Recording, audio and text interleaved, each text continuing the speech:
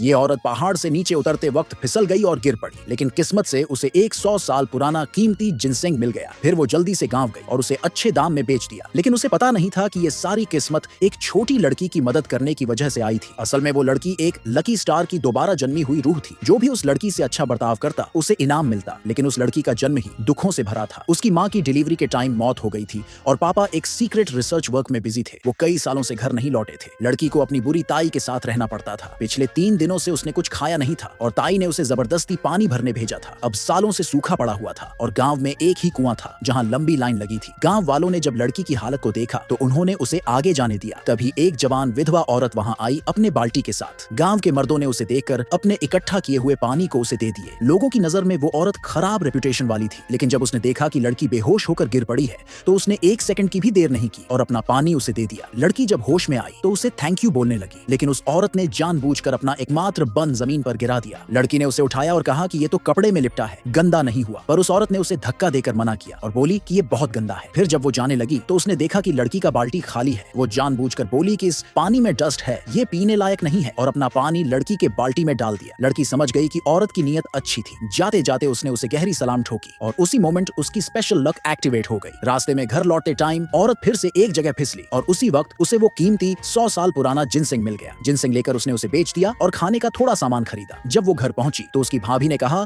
कि उसका रिश्ता गांव के गुंडे से तय कर दिया गया है। औरत ने भाभी की बातों पर ध्यान नहीं दिया और फिर से बाहर निकल गई। बाहर आते ही उसकी मुलाकात फिर से उस छोटी लड़की से हुई। लड़की ने उसे जोर से पकड़ लिया और रोते हुए मदद की भीख मांगी। असल में जब लड़की पानी लेकर घर वापस जा रही थी तब उसने सुना कि उसकी ताई उसे कुछ आदमियों को बेचने की प्लानिंग कर रही थी। ये सुनते ही वो वहां से भागी किसी की मदद लेने। उसी टाइम उसकी ताई और वो तस्कर लोग उसके पीछे लग गए। जब वो लड़की पकड़ी जाने वाली थी औरत ने तेजी से उसे पकड़ लिया, लेकिन ताई और तस्कर पीछे हटने को रेडी नहीं थे। उन्होंने लड़की को खींचने की कोशिश की। तभी औरत जोर से चिल्लाई, बच्ची के तस्कर हैं ये। उसकी आवाज सुनते ही पूरे गांव का ध्यान उस ओर चला गया। प्रधान जी तुरंत वहां पहुंचे और माहौल शांत करवाया। जब उन्हें सच्चाई पता चली उन्होंने उस ताई को बहुत डांटा, लेकिन ताई को कोई फर्क नहीं पड़ा और वो अकड़ कर बोली कि उसने फसल जमा कर ली है, जो भी लड़की को रखना चाहता है उसे बदले में खाना देना होगा। प्रधान जी थोड़े परेशान हो गए। उन्हें लड़की के पापा की कही बातें याद आ गई और उन्होंने ठान लिया कि अब वो लड़की को जाने नहीं देंगे। उन्होंने गांव वालों से मदद मांगी, लेकिन उस साल तो अकाल पड़ा था, कोई भी इतना खाना नहीं इकट्ठा कर सका। तभी तस्कर दोबारा लड़की को जबरदस्ती ले जाने लगे। उसी वक्त औरत आगे आई और बोली, मैं इस बच्ची को अपनाने के लिए तैयार हूँ,